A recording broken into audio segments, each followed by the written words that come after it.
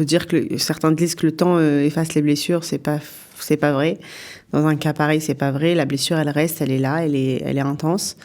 On apprend juste à vivre avec la douleur. Mais même Avishai, il sait très bien qu'il y a le papa de Liora, il y a les frères de Liora. Il sait très bien que, par exemple, on a des livres, on a des jouets, etc. Il sait très bien que c'est sacré. Il faut faire particulièrement attention à ces livres-là ou à ces jouets. Et ce matin, nous avons le plaisir d'accueillir dans ce studio Eva Sandler. Eva, bonjour. Eva Sandler, Sabah, on va le préciser comme cela. Voilà. Bonjour et Boker Tov, Eva. Boker Tov, Daniel. Boker Tov à tous. Merci d'être venu dans notre studio. C'est presque un rendez-vous devenu traditionnel dans le courant du mois de janvier, en perspective du gala annuel du Beth Sandler. Et c'est la raison de notre rencontre aujourd'hui, de notre discussion aujourd'hui. Il y a un nouveau gala le 31 janvier à Paris. Voilà, exactement. Donc le 31 janvier à Paris, au Centre européen du judaïsme, il va y avoir le 11e gala du Beth Sandler. Voilà, pour soutenir les institutions du Beth Sandler. Alors, on a toujours envie de prendre des nouvelles, justement, du Beth Sandler, de son développement, de ses activités. Donnez-nous un petit peu un tour d'horizon, un panorama. Alors, donc, toujours avec évidemment le Kollel, le centre d'études, qui comprend 20 Avrechim, qui étudie constamment, et donc qui étudie là-bas, et en perspective éventuellement devenir rabbin. Donc c'est une formation pour devenir rabbinique, hein, pour devenir rabbin. Voilà, il y a également une grosse partie, donc c'est le pôle soutien financier, donc que ce soit des aides aux familles nécessiteuses à la période des fêtes. Donc ça, c'était de base. Et ensuite, au fur et à mesure, avec le corona, on a rajouté des aides d'urgence, ou bien quand il y a un fonds d'aide sociale pour les occasions, pour aider les familles à s'en sortir, etc. Est-ce qu'aujourd'hui, par exemple, à travers les difficultés que l'on connaît, hein, la hausse du coût de la vie, est-ce qu'il y a des demandes qui augmentent et qui suscitent de votre part beaucoup plus de mobilisation ? Depuis le corona, vraiment, on a senti vraiment une hausse considérable. Une hausse considérable. D'ailleurs, le budget qui a été attribué donc justement pour les aides aux familles nécessiteuses a doublé clairement depuis le corona. Le budget a doublé, c'est-à-dire le budget tout le budget, le côté social. Il a doublé. Que ce soit déjà pour aider quand il y a des mariages, des bar mitzvot, des gens qui ont besoin d'aide, que ce soit des familles qui ont besoin de sortir la tête de l'eau. On a également pris en charge donc, des familles monoparentales qu'il fallait aider, ou des veuves, etc. Et il y en a donc beaucoup plus. Et il y en a beaucoup plus. Alors comment on fait face à tout cela ? Comment on arrive à boucler les deux bouts ? Enfin, Dieu merci, on n'est pas la seule association. Il y a beaucoup d'associations qui sont là et qui peuvent aider. On fait en sorte de pouvoir aider ce que nous on peut, et malheureusement il y en a tellement que voilà. Et de votre côté, ça vous oblige à solliciter les donateurs, les personnes qui peuvent venir en aide au Beth Sandler ? Bien sûr, c'est le but du gala d'ailleurs, hein. C'est le but du gala, c'est de pouvoir on va dire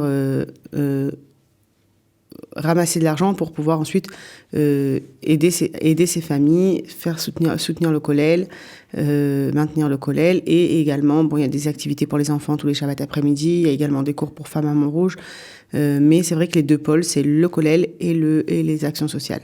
Et la mobilisation, on va dire, des gens, des donateurs, il y a une forme de, on va dire, un groupe de donateurs fidèles, il y a des gens, ou alors finalement, on peut élargir le cercle des donateurs du Beth Sandler ? Évidemment, c'est-à-dire le gala se fait à Paris parce que concrètement, au début j'ai habité sur Paris et que c'était plus simple pour moi, donc finalement le gala se fait sur Paris, mais il y a toutes sortes de moyens d'aider, de façon à ce que même avec sur le site internet ou autre, de façon à ce que ça puisse aider.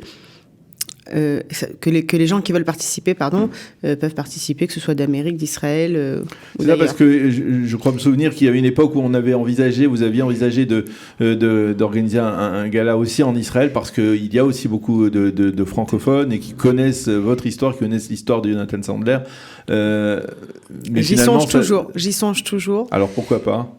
C'est-à-dire que pour organiser un gala, ça me demande énormément de force physique, psychologique, morale, de temps et d'énergie voilà. Et donc, quand j'organise un gala, à chaque fois, je me dis, bon, après, on va le faire. En plus, là, il y a eu ces dernières années, il y a eu avec l'histoire du Corona, donc on avait fait des charities après le gala, enfin, à la place du gala ou après le gala. Et donc, c'est-à-dire, ça demande tellement de temps, de force, d'énergie qu'après, je suis épuisée énergétiquement, vraiment, ou bien même, voilà, ça prend énormément de force. Et donc, me dire d'en faire un en France, un en Israël, c'est juste pour l'instant. C'est trop. Ouais, c'est trop. Et surtout, vous avez besoin de cette énergie pour vous occuper de votre famille qui s'agrandit, il faut le souligner, puisque Baruch Hashem, vous avez donné naissance à une petite fille. Voilà, il y a tout juste un peu plus de 15 jours, une petite fille qui s'appelle Shalvarina. Voilà. Donc, et qui se rajoute à Liora, qui est votre grande fille aujourd'hui, voilà, dont on a célébré la bat mitzvah cette année aussi. Voilà, exactement. On lui a fêté sa bat mitzvah un petit peu avant Hanouka. Baruch Hashem, elle a eu 12 ans. Elle avait un an et quelques au moment du drame. Et aujourd'hui, une jeune fille de 12 ans. Baruch Hashem. Et voilà, ensuite, il y a eu le remariage. Il y a eu mon fils Avishai Raphaël. Donc Raphaël qui porte le nom de Jonathan. Jonathan aussi. Raphaël qui porte le nom de Jonathan. Et ensuite, une petite fille qui s'appelle Shira Odelia. Et suivie ensuite de Donc Shalvarina. il faut effectivement beaucoup de force pour s'occuper de cette petite famille, cette famille et de ses petits-enfants. Et dans cette action, dans ce rôle de mère que vous jouez, il y a bien entendu le souvenir de Jonathan, de vos enfants, Harry et Gabriel. Ouais. Il reste toujours présent et il ne s'estompe pas. Il ne s'estompe pas. Vous savez, enfin, on peut dire que certains disent que le temps efface les blessures. C'est pas vrai. Dans un cas pareil, c'est pas vrai. La blessure, elle reste, elle est là, elle est intense. On apprend juste à vivre avec la douleur. Et on continue de faire vivre le nom et de faire grand. Il nous accompagne au quotidien, c'est-à-dire que même mon fils, voilà, par exemple, Avishai Raphaël, qu'il connaît très bien. Il y a la petite Shira, elle est encore petite pour comprendre tout ça, mais même Avishai, il sait très bien qu'il y a le papa de Liora, il y a les frères de Liora. Il sait très bien que, par exemple, on a des livres, on a des jouets, etc. Il sait très bien que c'est sacré. Il faut faire particulièrement attention à ces livres-là ou à ces jouets.